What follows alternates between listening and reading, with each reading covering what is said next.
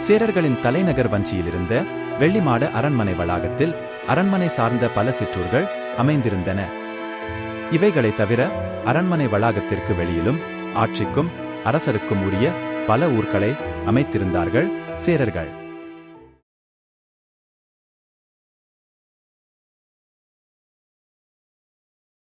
வெள்ளிமாட அரண்மனை வளாகத்தின் தெற்கு காவற்காடாகிய முக்காட்டிற்கு அருகில் அரசசபை கூடவும் முக்கியமான முடிவுகளை எடுக்கவும் அதற்கான ஓலைகளை பிறப்பிக்கவும் அதை மக்களுக்கு அறிவிக்கவும் ஒரு ஊரை உருவாக்கி மண்டபங்கள் அமைத்து அரசசபை கூடிய மண்டபத்தை ஓலக்கா மண்டபம் என்று அழைத்திருந்தார்கள் சேரர்கள்.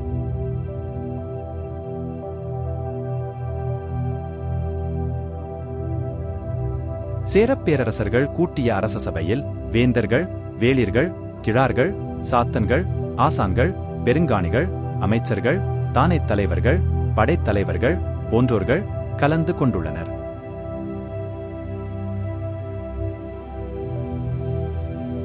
சேரன் செங்குட்டுவன் மலைவளம் காண தன் மனைவி வேண்மாளுடன் பேரியாற்று அடைகரை சென்றிருந்த போது அங்குள்ள குன்றக்குறவர்கள் கண்ணகியை வானவர்கள் வானகம் அழைத்து சென்றதை தெரிவிக்க அதைக் கேட்டு தன் மனைவி விரும்பியபடி கண்ணகிக்கு கல்நட்டு தெய்வ நிலை அளிக்க கருதுகிறான் சேரன்.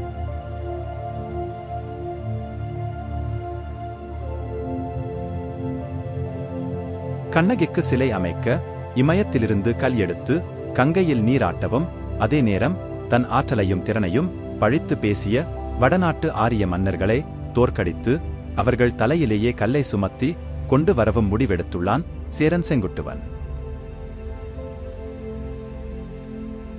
அம்முடிவை ஓலக்கா மண்டபத்தில் அறிவித்து தன் வடநாட்டு படையெடுப்பை பற்றி பிற நாட்டரசர்களுக்கு ஓலை அனுப்ப கூறியுள்ளான் சேரன்.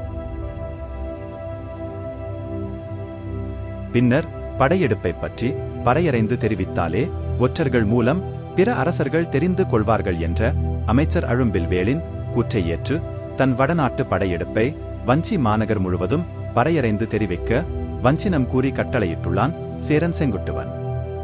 இவைகளை சிலப்பதிகாரப் பாடல்கள் மூலம் நாம் அறியலாம்.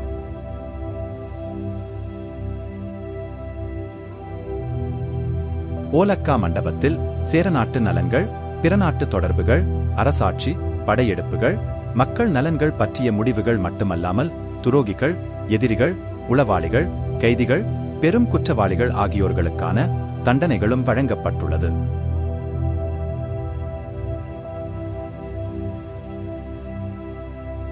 சங்கக் காலங்கள் தொட்டே பல ஆயிரம் வருடங்கள் பழமையான சேரர்களின் அரச சபைகள் கூடிய ஓலக்கோடு ஊர் இன்றும் ஓலக்கோடு என்றே அழைக்கப்படுகிறது. தற்போது ஓலக்கோட்டில் ஒரு புகழ்பெற்ற சித்த வைத்தியசாலை அமைந்துள்ளது.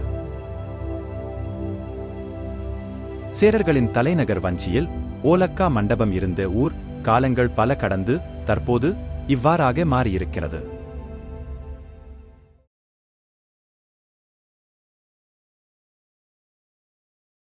துரோகிகளுக்கும் எதிரிகளுக்கும் உளவாளிகளுக்கும் பெருங்குற்றவாளிகளுக்கும் அளிக்கப்பட்ட தண்டனைகளை நிறைவேற்ற ஓலக்கோட்டின் வடமேற்காக ஒரு ஊரை அமைத்து அதை வழுதலம்பள்ளம் என்று அழைத்துள்ளார்கள் சேரர்கள்.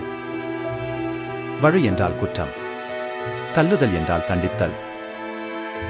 சங்க காலங்கள் தொட்டே பல ஆயிரம் வருடங்கள் பழமையான அந்த ஊரின் பெயர் இன்றும் வழுதலம்பள்ளம் என்றே நிலைத்திருக்கிறது.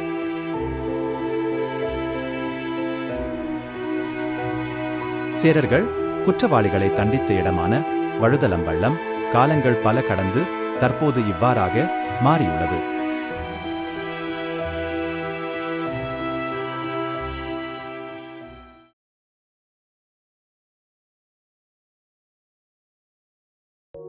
வழுதலம்பள்ளத்தில் மரண தண்டனை நிறைவேற்றப்பட்டவர்களின் உடல்களை அடக்கம் செய்ய வழுதலம்பள்ளத்திற்கு அருகிலேயே ஒரு ஊரை அமைத்து அந்த ஊரை கல்லறை என்று அழைத்துள்ளார்கள் சேரர்கள்.